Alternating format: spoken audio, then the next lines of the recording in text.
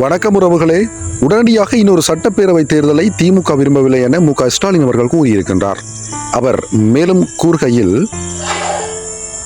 தாவெக்க வாக்குறுதியான மகளிருக்கு மாதம் 2500 ரூபாய் தருவதாக கூறியிருந்தது.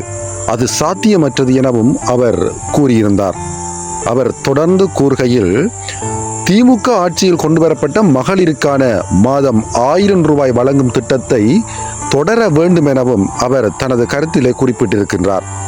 குறிப்பாக பள்ளி மாணவர்களுக்கான காலை உணவு திட்டத்தை தடையின்றி தொடர வேண்டும் எனவும் மு.க.ஸ்டாலின் அவர்கள் விஜய் அவர்களுக்கு தனது உரையிலே கூறியிருக்கின்றார்.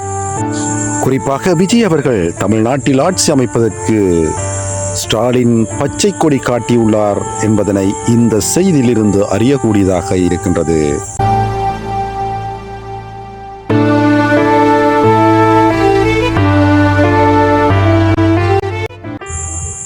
வணக்கம் உறவுகளே. உடனடியாக இன்னொரு சட்டப்பேரவை தேர்தலை திமுக விரும்பவில்லை என மு.க.ஸ்டாலின் அவர்கள் கூறியிருக்கின்றார்.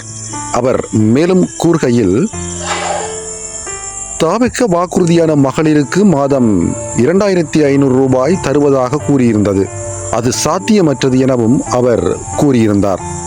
அவர் தொடர்ந்து கூறுகையில், திமுக ஆட்சியில் கொண்டுவரப்பட்ட மகளிருக்கான மாதம் 1000 ரூபாய் வழங்கும் திட்டத்தை தொடர வேண்டும் எனவும் அவர் தனது கருத்திலே குறிப்பிட்டிருக்கின்றார்.